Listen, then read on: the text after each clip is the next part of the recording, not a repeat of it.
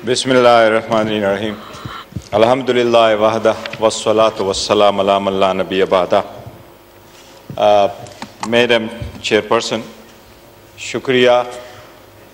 देखिए, हमने डिबेट शुरू की है प्रेसिडेंट के स्पीच पे, और प्रेसिडेंट का हमारे आईन में एक सिंबॉलिक स्टेटस होता है। प्रेसिडेंट जो भी एजेंडा देता है और पॉइंट आउट करता है वो हुकूमत की तरफ से होता है। वो हुकूमत का एजेंडा पार्लियामान के सामने रखता है।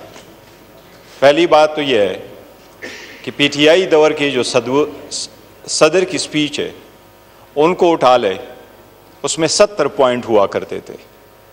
इस मरतबा आप अपने सदर साहब की खिताब देख लें, जो इनका एजेंडा उन्होंने पुटअप किया है उसमें फ़कत 29 पॉइंट्स है। इस पर रिप्लाई करना, डिबेट शुरू करना, यह आईनी तकाजा है और रूल के मुताबिक अपोजिशन शुरू करता है। कल जिस तरीके से हुआ, मैं इसको इग्नोर नहीं कर सकता और ये हाउस भी इसको इग्नोर नहीं कर सकता। बात कहाँ से चली और कहाँ रुकी? वो लोग जो फॉर्म 47 पे चल के आते हैं, जो करप्ट सिस्टम के बेनिफिशरी है, वो इसी तरह बिहेव करते हैं जिस तरीके से कल ख्वाजा आसिफ ने बिहेव किया है, जब इसकी कंडेम करते हैं। मैडम चेयरपर्सन, ये लाजिम है कि हम इनको एक चीज जरूर बताएं कि पार्लियामान जब इस वक्त है तो मैडम स्पीकर आपसे हम मुतालबा करते हैं।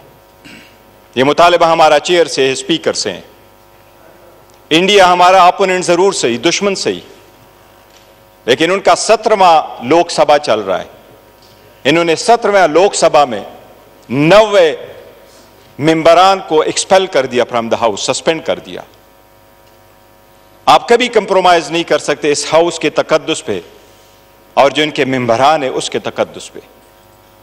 उसने कल जो कुछ चेयर को कहा, चेयर उसको माफ करे, लेकिन उसने हमारे एक मुअज़्ज़ज़ रुकन के बारे में जो अल्फाज कहे हैं, हम सिर्फ मुजम्मत नहीं करते, हम चेयर से मुतालिबा करते हैं आप उसको एक्सपेल फ्रॉम द हाउस करो पार्ट द रिमेनिंग सेशन। वो अल्फाज दोहराई वाले नहीं है, रिकॉर्ड का हिस्सा है, रिकॉर्ड का हिस्सा है, मौजूद है।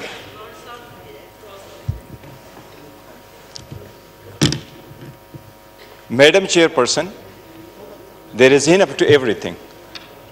उसको फकत इतना कहा गया कि ये अल्लाह के 99 नाम है, इसके नीचे आप खड़े हैं, ये अल्लाह के 99 नाम के नीचे फकत इतना कहो कि आप जीत चुके, हम आपको मानते। मैं आप खुद हारे,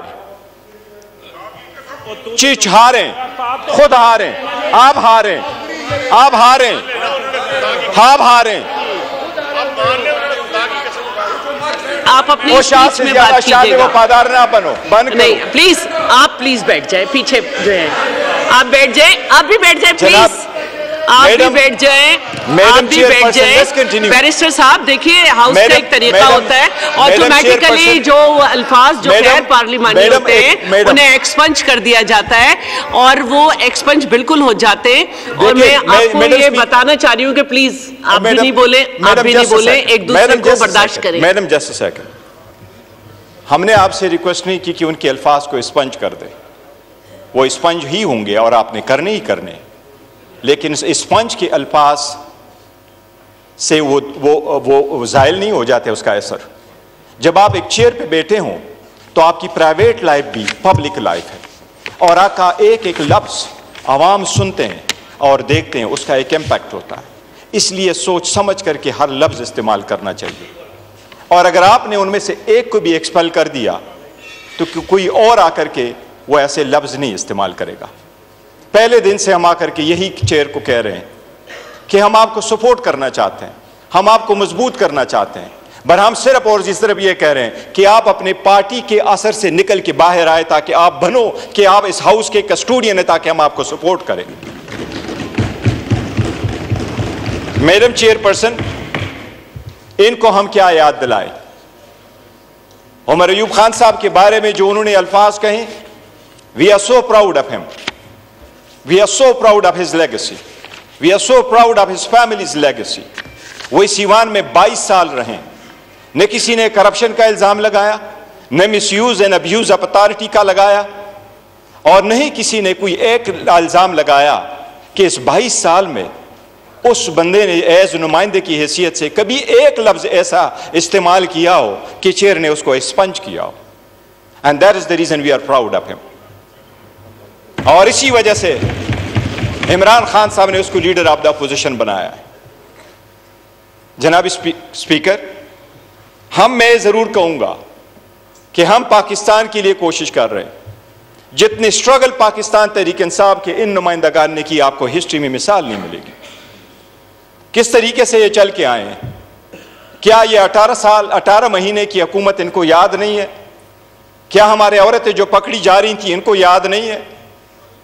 क्या वुमेन एम्पावरमेंट की बात कर रहे हो, आज उस बहनों की बात कर रहे हो जो जेलों में पड़ी हैं? क्या बुशरा बीबी का किसी भी दूर तक तो शखाना के साथ कोई ताल्लुक है जो 15 साल की आप सजा देते हैं? आप अगर किसी के साथ आप अगर किसी केस पे उसको जाके सजा देते हैं, बाकी औरतें हमारी यहां बैठी हैं. अच्छा, ये प्लीज आप अपनी स्पीच में रिप्लाई कर दीजिएगा, फिर दोबारा हाउस मैडम खराब हो जाएगा. मैडम, उसका atmosphere. Have order in your house. Always enforce your order. जी प्लीज आप अपनी स्पीच में जवाब दीजिएगा. जिसको भी दरमियान में कोई सेंटेंस आ रहा है, कोई रिमार्क्स आ रहे हैं, कुछ आ रहा है, यही होता है सर. इधर भी मैं यही कहूंगा, और खास तौर पे जो आपके मैडम चेयरपर्सन, इंडिया की मिसाल देता हूं. 1500 कवानीन में उन्होंने तब्दीली करी इस लोकसभा में. 17, हमारा 15वां 16वां चल रहा है, उनका 17 पूरा होगा, 18वां आ रहा है. 1352 दिन उन्होंने पार्लियामान चलवाया. 1352 दिन. और ये हिस्ट्री में फर्स्ट टाइम है कि इंडिया में आज भी डिप्टी स्पीकर नहीं, उन्होंने डिप्टी स्पीकर का ओहदा ही नहीं रखा. 1352 दिन उन्होंने काम किया. 222 कवानीन पास करवाए. 222 कवानीन पास करवाए. और फिर क्या किया? करोड़ों रुपए अपने साथ बचाए. क्योंकि इतना तो आपको असर होगा, दुश्मन भी सही, लेकिन वो डेमोक्रेसी से होकर के थ्रू चल के आके करते हैं. अगर आप अवाम की नुमाइंदा हो तो फिर अब आप अवाम का सोचते हैं. हमारे पास यही सोच है, हम उनको रिमाइंडर नहीं करना चाहते हैं. But Khwaja got to realise, take it easy. आपकी दास्तान कोई ऐसी नहीं है. डॉन लीक्स वाले आप थे, सुप्रीम कोर्ट पे हमला करने वाले आप थे, पनामा में नाम आने वाले आप थे, पनामा में नाम आने वाले आप थे, पनामा में नाम आने वाले आप थे, डॉन लीक्स वाले आप थे. आप लोग प्लीज खामोश हो जाएं, फिर मैं उन्हें खामोश नहीं कर सकूंगी. स्पीच कर रहे हैं गौहर साहब, उन्हें करने दें. मैडम चेयरपर्सन, डॉन लीक्स वाले ये थे, पनामा वाला ये थे, आपके लीडर के खिलाफ जिसको अभी सदर बनाया मेमोगेट वाले ये थे, खुद वकीलों वाला यूनिफॉर्म पहन करके केस रगू करने वाला नवाज शरीफ था.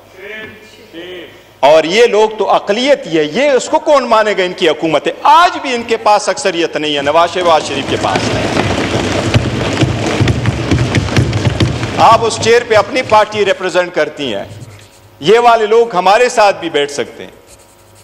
ये ऐसा हाइब्रिड सिस्टम बनाया, ना हुकूमत ना अपोजिशन. लेकिन फिर भी एक हकीकत है, शहबाज शरीफ आज भी विदाउट मेजॉरिटी है. हिस्ट्री में ऐसी हुकूमत बन रही है और बन चुकी है जिसको आवाम कभी नहीं मानती कि ये हुकूमत है, ये फेक है, जाली है. और यही रीजन है नवाज शरीफ ने उससे इस्तीफा भी ले लिया सदारत का. और यही रीजन है कि नवाज शरीफ, यही रीजन है मैडम चेयरपर्सन, यही रीजन है नवाज शरीफ ने यहां खड़े होकर के इन लोगों को पीछे दे करके मुबारकबाद नहीं दी, बिकॉज ही बिलीव्स ये हारे हुए हैं. इस सब कुछ के बावजूद हम आए और हमने ये सोचा कि हमने चलना है आगे, हमने आगे बढ़ना है, इस मुल्क की खातिर बढ़ना है, आवाम के लिए बढ़ना है, जमहूरियत के लिए बढ़ना है. ये जो 3 नाम आपने इस लोगों पे लगे हुए इस असम्बली के, जमहूरियत, हाकिमियत, मसावात, इसके लिए पीटीआई आगे बढ़ रही है, वरना ये ख्वाजा आसिफ है, ये तो इकामा वाला है, कल दुबई में जाके काम करेगा, हमारे लोग क्या करेंगे? पाकिस्तान की आवाम की खातिर लड़े। याद पे आ जाते, हम आपके साथ वो पॉइंट उठाना चाह रहे थे 29, आप अपना स्पीच उठा ले, 29 पॉइंट भी जिक्र करना चाह रहे थे, लेकिन अगर हम आना चाहते हैं, हम पार्टिसिपेट करना चाहते हैं, तो क्या इनको ये बताना लाजिम नहीं हमारा कि free and fair transparent election कैसे होते हैं? क्या फ्री फेयर ट्रांसपेरेंट इलेक्शन के लिए ये प्रोसेस था जो इलेक्शन कमीशन ने बनाया? आपने 175 पॉलिटिकल पार्टी में से निशान सिर्फ और सिर्फ पाकिस्तान तहरीक इंसाफ से लेना था। पाकिस्तान तहरीक इंसाफ जैसे इलेक्शन इंट्रा पार्टी कभी किसी ने दुनिया में नहीं कराए, इस मुल्क में नहीं कराए, किसी पॉलिटिकल पार्टी ने नहीं कराए। इन सब ने एक एक कमरों में बैठ करके जाके इलेक्शन करवाए। मैडम चेयरपर्सन, पाकिस्तान की खातिर हमने आगे बढ़ने की कोशिश की, क्या वो मकामे वाले नहीं है, मुल्क की खातिर आगे बढ़ने की कोशिश की, ये सारा कुछ बुला की कोशिश की। इमरान अहमद खान साहब नियाज़ी जिसका नाम है, वही ये कह रहा है कि मेरे ऊपर जितनी ज्यादतियां हुई हैं मैं माफ़ करने को तैयार हूं। हम बरामदा ऐलान कर चुके हैं, लेकिन उसकी रीज़न क्या है? इस मुल्क की खातिर आपने कितने केसेस बनवाए? आपने 203 केसेस बनवाए, केस आफ्टर केस आपने बनवाया। इस्लामाबाद का ऐसा पुलिस स्टेशन नहीं है जिसमें आपने केस रजिस्टर नहीं करवाया। इस्लामाबाद के कवानीन जो अप्लीकेबल है उसमें कोई ऐसा क्रिमिनल लॉ नहीं और सेक्शन नहीं है जिसमें पुलिस ने कभी केस रजिस्टर किया हो और खान साहब पे वो रजिस्टर ना हुआ हो। इन सब के बावजूद आपने उनसे निशान भी ले लिया, लेकिन अल्लाह के रहम करम से अवाम ने साथ नहीं छोड़ा। अवाम ने सारे निशानात पहचाने और उसके निशानात की वजह से खान साहब, अल्लाह के रहम की वजह से, खान साहब की वजह से ये 90 मेंबरान साहिबान आज आपके सामने बैठे। और एक इफेक्ट हमारे 180 हैं। काकड़ साहब सही कह रहे हैं, फैक्ट्स एंड फिगर हम दे चुके हैं। हमारे 180 मेंबरान हैं, 180 हमारे मेंबरान हैं जिसका हमने पूरा डिटेल दिया हुआ है। इसके बावजूद कि हमारे साथ ये ज्यादतियाँ हुई, हम पार्लियामान का हिस्सा बने। हमने रिजिग्नेशन की तरफ नहीं गए, हम धरने की तरफ नहीं गए, हम बॉयकॉट की तरफ नहीं गए। हम बार बार चेयर को कहते हैं, कल चेयर से रिक्वेस्ट करते रहे कि 1 मिनट का टाइम दे, पर्सनल एक्सप्लेनेशन के लिए टाइम दे, लेकिन चेयर ने टाइम नहीं दिया। क्या चेयर का टाइम देना नहीं बनता कि पोजीशन की इतने मेंबरान को टाइम दे? क्या पर्सनल एक्सप्लेनेशन पे भी टाइम नहीं बनता? क्या अगर पर्सनल एक्सप्लेनेशन पे बात की जाए तो वो म्यूट किया जाए और उसका स्पेस ना मिले? क्या पाकिस्तान में ये आज एक मुसल्लम उसूल नहीं है? आप उठाएं, जो रिपोर्टें अभी इंटरनेशनल आई है उनको उठाए। पाकिस्तान तहरीक इंसाफ इस वक्त 70% पॉपुलर पार्टी नहीं है इस मुल्क की। क्या इस वक्त पाकिस्तान तहरीक इंसाफ इस मुल्क के सबसे ज़्यादा पॉपुलर पार्टी वमेन में, यंगस्टर में और ऑल वॉक ऑफ लाइफ में नहीं है? क्या जो इंडिपेंडेंट रिपोर्ट्स है उन्होंने इसको एडमिट नहीं किया? उसके लीडर को आपने जेल में रखा और फिर आप कहते हैं हम कानून की बालादस्ती चाहते हैं। आप वो लीडर को जेल में रखते हुए आप कह रहे हैं कि हम इंसाफ दिलाएंगे। आपने नवाज शरीफ को जिस तरीके से ट्रीट किया, जिस तरीके से आप उठा कर के लाएं, अगर उनको ये कहें कि आपका जाना भी मुतनाज़ा था और आपका आना भी मुतनाज़ा है, आपका सीट भी मुतनाज़ा है और आपकी पार्टी भी मुतनाज़ा है। अच्छा, तो वाइंड अप कर लें। 15 मिनट्स पूरे हुए हैं। कितने मिनट्स हो गए? 15 मिनट्स। आप 156 पे स्टार्ट लिया था। मैं कुछ मजीद गुफ्तगू करना चाह रहा था, अगर आप ज़्यादा टाइम देती है तो फिर करता हूं। मैं चाह रही थी कि थोड़ा ख्याल कर लें फिर आप कर लें, क्योंकि जो बातें हो रही हैं वो तो रोज़ ही होंगी ना स्पीच पे। मैं ये जिक्र ज़रूर करूँगा जनाब स्पीकर, मैडम चेयरपर्सन, हम चाहते हैं पाकिस्तान हो जिसमें लिबर्टी और जस्टिस फॉर ऑल हो, जिसमें रूल ऑफ लॉ हो, जिसमें जमहूरियत हो, जिसमें आज़ाद अदलिया हो, जहाँ जजेस के घरों में कैमरे न लगे, जहाँ जजेस के अजीज़ों को ज़द-ओ-कोब न किया जाए, अदलिया इंडिपेंडेंट होगी, मजबूत होगी तो हमें 45 साल इंसाफ के लिए इंतज़ार नहीं करना पड़ेगा, हमें बर वक्त इंसाफ मिलेगा। यहाँ हम बैठे हुए हैं और हम आवाम का वोट अगर लेकर के यहाँ बैठे हैं तो हमने ज़ाती मुफादात से बालातर होकर करना है। इसलिए हम रेडी हैं कि कौम और अवाम की खातिर और मुल्क की खातिर हम आगे बढ़ना चाहते हैं, और हमने जो आवाज़ उठाई है वो इस मुल्क की जमहूरियत को मजबूत करने के लिए किया है। अदरवाइज़ जो सख्तियाँ हमारे साथ होनी थी वो हो चुकी हैं, और पाकिस्तान की अवाम अच्छी तरह जान चुकी है कि असल जमहूरी लोग कौन है। Thank you madam speaker. Thank you.